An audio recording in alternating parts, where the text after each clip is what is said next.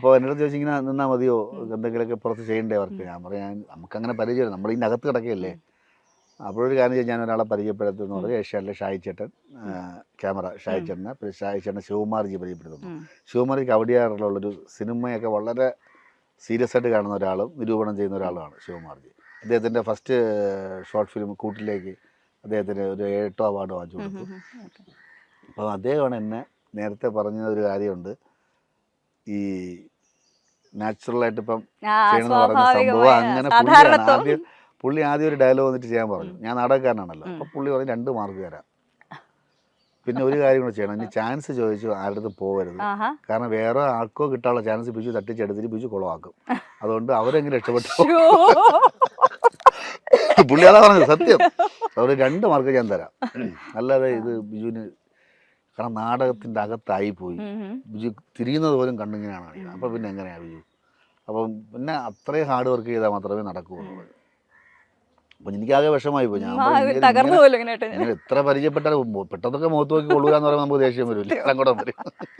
അവസരം നോക്കാന്ന് പറഞ്ഞ് പുള്ളി ഇങ്ങനെ MD-യുടെ തിരക്കഥയും കാര്യങ്ങളൊക്കെ എടുത്ത് വെച്ചിട്ട് പ്രാക്ടീസ് ചെയ്യുന്നത് നമ്മുടെ നെട്ട ആശ്രമത്തിൽ വെച്ചാൽ അവിടെ സ്വാമിമാരും ഇങ്ങനെ ഇരിക്കും. അപ്പോൾ എന്നിട്ട് കളിയാക്കും, ഇങ്ങനെ ഒരിക്കലും ഞാൻ അഭിനയിക്കും, അങ്ങനെ ചെയ്ത് എനിക്കറിയില്ല. അപ്പോൾ നമുക്ക് അങ്ങനെ അതിലൂടെയാണ് ഒരാൾ എന്നെ നോക്കിക്കൊണ്ടിരിക്കുക, കണ്ണൻ സുരേഷ് ബാബു.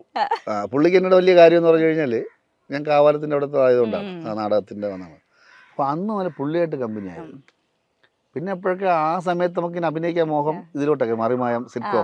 അപ്പം ഞാൻ കണ്ടെടുത്ത് പറഞ്ഞ ആളെ എങ്ങനെ എനിക്ക് പരിചയപ്പെടുത്തി തരുമോ സാറിന്, അങ്ങനെ സാറിനെ പരിചയപ്പെട്ടു. അങ്ങനെ ബാക്ക് ബെഞ്ചേഴ്സ് ഇവിടെ വരെ എത്തി. അവരെ കണ്ണൻ്റെ റൂട്ട് അതായിരുന്നു. സീരിയലിലെ ലൈംഗിക പീഡന പരാതിയും നടി നൽകിയ പരാതിയും അതിനെക്കുറിച്ചുള്ള വിവാദങ്ങളും തുടങ്ങിയ ചർച്ചകളാണ് കഴിഞ്ഞ 2 ദിവസങ്ങളായി, കഴിഞ്ഞ കുറച്ച് ദിവസങ്ങളായി സോഷ്യൽ മീഡിയയിൽ നിറഞ്ഞു നിൽക്കുന്നത്. ബിജു സോപാനവും SP ശ്രീകുമാറുമാണ് ഈ ചർച്ചകളിലെ പ്രധാന താരങ്ങൾ. കാരണം ഇവർക്കെതിരെയാണ് പരാതി വന്നിരിക്കുന്നത്. ഇവരിങ്ങനെ എന്തെങ്കിലും ചെയ്തു, ആരാണ് ഈ പരാതി നൽകിയ നടി എന്നൊക്കെയാണ് ചർച്ചയാകുന്നത്.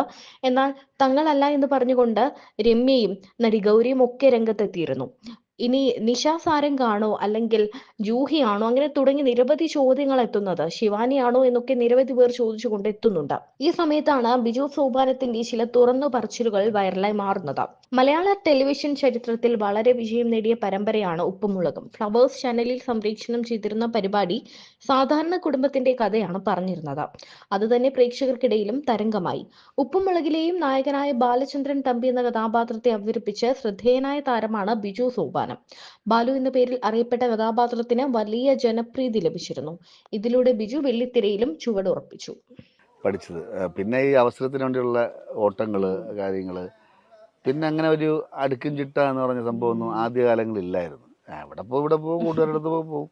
പക്ഷെ സാറിൻ്റെ ഇവിടെ പോയതിനു ശേഷം നമ്മൾ ആദ്യം ഒന്ന് മിണ്ടിയില്ല. ആദ്യം കുറച്ച് ദിവസം ഞാൻ ആരുടെ സംസാരിച്ചില്ല, കാരണം സംസാരിച്ചാൽ തെറ്റാവോ. എല്ലാം കലാകാരന്മാരാണ്, കാണുമ്പോൾ തന്നെ അവർക്ക് ഒരു തെളിമയുണ്ട്. എല്ലാവരും മുഖത്ത് എല്ലാവരും മീശയൊക്കെ എടുത്ത് ജുബയൊക്കെ ഇട്ട്, ഞാനും പിന്നെ പതുക്കെ സാറിൻ്റെ ജുബ ഇട്ട് തുടങ്ങി. പഴയ ജുബയൊക്കെ സാറിനെ വാങ്ങിച്ചിട്ട് തുടങ്ങി. പക്ഷെ ഫസ്റ്റ് ചെന്ന് കാണണം എന്ന് പറഞ്ഞു കഴിഞ്ഞാൽ അന്ന് എനിക്ക് 50 രൂപ വന്നത് അരുണ ചേട്ടനാണ്. അരുണ ചേട്ടൻ പൈസ 1 രൂപ തൊട്ട് എൻ്റെ ഉണ്ടായിരുന്നു. ഒരു 51 രൂപ ദക്ഷിണ വെച്ചിട്ട് അന്ന് പൂജ വയ്പ്പൻ്റെ അന്ന് അപ്പോൾ സാറിനെ കണ്ടോണ്ടനെ കാല് തൊട്ട് തൊഴണമെന്ന് പറഞ്ഞു. അപ്പോൾ സാറിൻ്റെ അടുത്ത് പറഞ്ഞിരുന്നു ഇന്ന ഒരാളെ കൊണ്ടുവരുമോ. അങ്ങനെ എല്ലാവരും കൊണ്ടുവന്ന് എടുക്കാത്തൊന്നുമില്ല. അവിടെ കുറച്ച് കാര്യങ്ങളൊക്കെ ഉണ്ട്. ഈ സാറ് സ്റ്റെപ്പ് കയറി വന്നത് ഞാൻ ഈ വെറ്റെടുത്ത് കാലിൽ വെച്ച് തൊട്ട് തൊഴുത്. അപ്പോൾ സാറ് ആരാ ചോദിച്ചു. അപ്പോൾ സാർ ഇന്നലെ പറഞ്ഞ ബിജു. ഇനിയിപ്പോൾ എടുക്കാതിരിക്കാൻ പറ്റില്ല, തൊഴുതും പോയെന്ന് സാർ പറഞ്ഞു. പിന്നെ ഹാർമോണിയം എടുത്ത് വെച്ചിട്ട് സാറ് സാപ്പാസാ പാടിപ്പിച്ചു. പക്ഷെ ഇതൊക്കെ ഞാൻ അരുണാചേട്ടൻ്റെ വീട്ടിൽ പോയിട്ട് എനിക്കിതെല്ലാം അറിയാം, ജയിച്ചിട്ടാ പോയത്. പിന്നെ ഒരു ഹോംവർക്ക് ഒക്കെ നടത്തിയിട്ടാണ് പോയതല്ലേ. പിന്നെ ഒരു ചൊല്ല് തെയ്യുമതത്തൈ എന്നുള്ളൊരു സംഭവം അത് ചവിട്ടിപ്പിച്ച് അത് ഞാൻ പഠിച്ചിട്ട് അപ്പോൾ പുള്ളി ചെയ്യുന്നുണ്ടല്ലോ എന്ന്. ഇല്ല സാർ ഇങ്ങനെ പെട്ടെന്ന്. അപ്പൊ മറ്റേ എന്റെ കൂടെ പറഞ്ഞ ശിവനൊക്കെ ഇങ്ങനെ നോക്കി ഇങ്ങനെ എന്നെ ഒരിക്കലും ചെയ്യാൻ പോകില്ല. ഡാൻസിന്റെ എന്തെങ്കിലും ഒരു സംഭവം ഉണ്ടായിരുന്നോ പണ്ട് കോളേജിൽ? പണ്ട് ചേച്ചി പഠിക്കാൻ പോയപ്പോ ഞാൻ കൂടെ പോയിട്ടുണ്ട്. അല്ലാതെ അങ്ങനെ ഒരു താളം ബോധം ഉണ്ടായിരിക്കും, അതുകൊണ്ടായിരിക്കും പുള്ളി. പിന്നെ അപ്പൊ കുഴപ്പമില്ല അല്ലേ പുള്ളി നമ്മളെ കൂടെ അങ്ങ് കൂടിക്കോളും. ഇവിടെ ഭാഷയാതാ സാറിന്റെ, നമ്മളെ കൂടെ അങ്ങ് കൂടിക്കോളും എന്ന് പറഞ്ഞു. അന്ന് ഫസ്റ്റ് ട്രിപ്പ് ഉജ്ജയിനി ആയിരുന്നു. 2 ആഴ്ച കഴിഞ്ഞപ്പോ എൻ്റെ അടുത്ത് പറഞ്ഞു ഉജ്ജയിനിൽ ഒരു ഉണ്ട് കേട്ടോ, ഒരു വേഷം തരാം, ശാരംഗരവരൻ. ശകുന്തളത്തിൽ. ഓ അവൻ ആദ്യമായിട്ട് ലോങ് പോവുക. ട്രെയിന് കൊല്ലം വരെ പോയിട്ടുള്ളൂ ഞാൻ. അങ്ങനെ ലോങ്. പിന്നെ അടുത്തത് അവിടെ വെച്ച് തന്നെ അടുത്ത വേഷം ചെയ്തതുകൊണ്ട് സാർ പറഞ്ഞു കൊറിയയിലൊരു ട്രിപ്പുണ്ട് സിയോളിൽ. അവിടെ മധ്യമനായിട്ട് ചെയ്യണം കേട്ടോ. ഓ അപ്പോഴീ മധ്യമൻ്റെ സംഭവം എന്ന് പറഞ്ഞു കഴിഞ്ഞാൽ കൂടെ ഉള്ള എല്ലാവരും മധ്യമൻ ചെയ്ത എല്ലാവരും രക്ഷപ്പെട്ടിട്ടുണ്ട്. ആ ഈ മദ്യവൻ വേണുചേട്ടനും ഗോചരൊക്കെ ചെയ്തിട്ടുണ്ട്. അപ്പോൾ ഇത് മദ്യവൻ കിട്ടി കഴിഞ്ഞാൽ രക്ഷപ്പെടും കേട്ടോ. രക്ഷപ്പെടും ഒരു എന്നങ്ങനെ വിശ്വാസം. അങ്ങനെ രസകരം. പിന്നെ സാറിന് എപ്പോഴും പുസ്തകങ്ങൾ വായിക്കാൻ പറയും. പഠിച്ചു മറന്ന് പുതിയതുണ്ടാക്കുകയെന്ന കാവാലം സാറിന്റെ തിയറിയാണ് താൻ ഉപയോഗിക്കുന്നത് എന്നാണ് ബിജു സോപാനം പറയുന്നത്. നാടകം ജീവിത മാർഗമാക്കി എടുക്കണമെങ്കിൽ വലിയ ബുദ്ധിമുട്ടാണെന്ന് കൂടെയുള്ളവർ തന്നെ പറഞ്ഞിരുന്നതായി ബിജു പറയുന്നു. തന്റെ ഉദ്ദേശം ഒന്നു മാത്രമായിരുന്നു, വീടും വേണ്ട, ഭാര്യയും വേണ്ട, നല്ല വസ്ത്രം വേണ്ട, വാഹനം വേണ്ട, എനിക്ക് അഭിനയിച്ചാൽ മതി. അതൊരു തണല് കൂടിയായിരുന്നു. അതിനിടയിൽ മറ്റു പലയിടത്തും അഭിനയിച്ച ശേഷമാണ് ഉപ്പുമുളകിലേക്ക് എത്തുന്നത് എന്നും ബിജു സോപാനം പറയുന്നു. സിനിമയോ സീരിയലോ എന്തൊക്കെ വന്നാലും നാടകത്തിനോടുള്ള ഇഷ്ടം എന്നും ഉണ്ടാകും.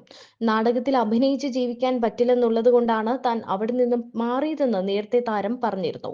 നാടകത്തിന് കേരളത്തിൽ സാധ്യത വളരെ കുറവാണ്, അല്ലായിരുന്നുവെങ്കിൽ ഞാൻ നാടകത്തിൽ തന്നെ നിൽക്കുമായിരുന്നു എന്നും അദ്ദേഹം പറയുന്നുണ്ട്. പിന്നൊരു കാര്യമല്ലേ, ഇപ്പം ആരാണ് സെലിബ്രിറ്റി അല്ലാത്ത? ഞാൻ ചോദിക്കട്ടെ, എല്ലാവരും അല്ലേ വീട്ടിലെ ഒരു 5 പേരുണ്ടെങ്കിൽ 2 പേരെ സെലിബ്രിറ്റി. കാരണം അവർ മൊബൈൽ എടുത്ത് വയ്ക്കുന്നു, അവർ റീൽസ് ചെയ്യുന്നു. പണ്ട് മൊബൈലിൽ ടി വിയിൽ കാണാൻ കഴിയാത്ത സംഭവങ്ങൾ സ്വയം ക്രിയേറ്റ് ചെയ്ത് അവർ സ്റ്റാർ ആകുന്നു. പണ്ട് ആരെങ്കിലും എന്നെക്കാൾ ഉദ്ഘാടനം ഒരാൾ പൈസ വാങ്ങലുണ്ട് ഇതിൽ റീൽസ് ചെയ്തിട്ട് ഒരാൾ. തീർച്ചയായിട്ടും ഈ സോഷ്യൽ മീഡിയയുടെ എന്നെക്കാൾ മീൻസ് എന്ന് പറഞ്ഞാൽ ഞാൻ ഇത്രയും വർഷം നിന്ന് അതിനേക്കാൾ പോപ്പുലാരിറ്റി ഉള്ള അല്ല ഇൻസ്റ്റാഗ്രാമിലൊക്കെ ഉള്ള നമുക്ക് പണ്ടത്തെ കാലത്ത് എങ്ങനെയാന്ന് വെച്ചാൽ നമുക്ക് കഴിവുണ്ടായിട്ട് കാര്യമില്ല, വേറെ ആരെങ്കിലും ഒക്കെ കനിഞ്ഞാൽ മാത്രമേ നമുക്കൊരു അവസരം കിട്ടുള്ളൂ, അല്ലെങ്കിൽ നമുക്ക് എന്തെങ്കിലും ആവാൻ പറ്റും. ഇപ്പൊ കയ്യിൽ ടാലന്റ് ഉണ്ടോ അവർക്ക് തന്നെ അത് മാർക്കറ്റ് ചെയ്യാൻ. ഞാൻ പോയിട്ടെ ഇപ്പൊ എത്ര വീട്ടമ്മമാര് അല്ലെങ്കിൽ വീട്ടിലെ ആൾക്കാർ ഹസ്ബൻഡ് ആൻഡ് വൈഫ് എല്ലാം കൂടെ ചേർന്നുകൊണ്ട് ഓരോ സംഭവങ്ങൾ ചെയ്യണമെങ്കിൽ നാച്ചുറലായിട്ട് ചെയ്തിട്ട് പോകല്ലോ അല്ലേ? തീർച്ചയായിട്ടും ആ കാര്യത്തിൽ ഇപ്പൊ എനിക്കതിന് പിന്നെ ആരെ ആരാധിക്കാന്നുള്ളതാണ്. എല്ലാവരും പരസ്പരമായി ഞാനും സെലിബ്രിറ്റിയാണ്. എല്ലാവരും അതിൻ്റെ പുതുമ അങ്ങ് പോയി. ഈ പണ്ട് പറയില്ല ഇരുട്ടത്ത് മറ്റേ വെട്ടത്ത് ഷൂട്ട് ചെയ്ത് ഇരുട്ടത്ത് കാണിക്കുന്ന സംഭവമാണ്, പിന്നെ പുറത്ത് കാണിക്കില്ല, എവിടെയെങ്കിലും ഒരു ഷെഡിനകത്ത് അതിനെ പറ്റിയുള്ള ഒരു കാര്യം പുറത്തു ഒരു കാര്യം. ആ കൗതുകം ഇപ്പൊ എനിക്ക് തോന്നുന്നു, ആ കൗതുകം ഒരു സ്റ്റാർഡം എന്നുള്ളത് കൗതുകം തോന്നണമെങ്കിൽ ഭയങ്കര ഭാഗ്യമാണ്.